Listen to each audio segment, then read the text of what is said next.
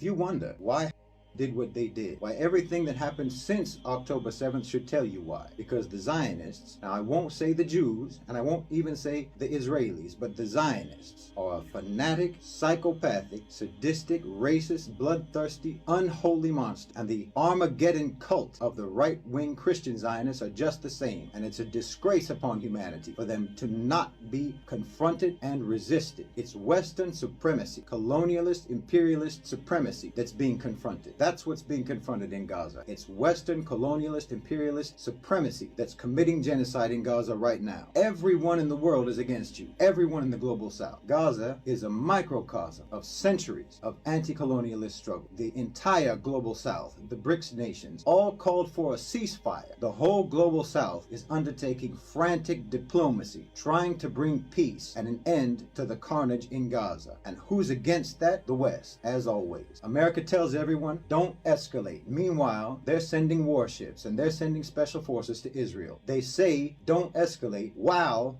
they are escalating. I'm telling you, this is a showdown now. It's a showdown, not between and the Israelis, not between Palestine and Israel, not between the Arabs and the Jews or the Muslims and the Jews. It's a showdown between savage Western supremacy and the civilized world, because you wanted to pivot to the global south. You wanted to transition the global economy, but you're sick. You're power mad. You can't stand for anyone to be genuinely free from your control. Anyone's freedom anywhere is a threat to your supremacy everywhere. You reserve the right to be brutal and vicious as a God-given entitlement. It's a truth that you hold to be self-evident. Every generation in the West always says that they're different. They always say that they've changed, that they're not like their forefathers. But they do all the same things all over again every time. There's no change. They've never changed. Maybe you're a Westerner now, and you're horrified by the things that your society did in the past. But you're doing the same things now and it doesn't horrify you. You know, you can see all those old pictures of people having picnics with their families in the American South, having sandwiches under the swinging bodies of black people who they just lynched. Maybe you see those pictures, this generation, you see those pictures and you're bewildered at how human beings could be so brutal. But right now, tonight, you're sitting in front of the television watching CNN and eating pizza, watching a genocide take place in Gaza. Well, you're no better than the generations before you. You're just the same. And your great-grandchildren are going to look back on your support for Israel just the same way that you look back on pictures of lynchings and those postcards of black babies being eaten by alligators in front of tourists. And they'll disavow you and your whole generation as evil and inhuman, just like you disavow those evil and inhuman generations before you. But just like you, they will only be disavowing the previous evil to obscure the evil that they will be doing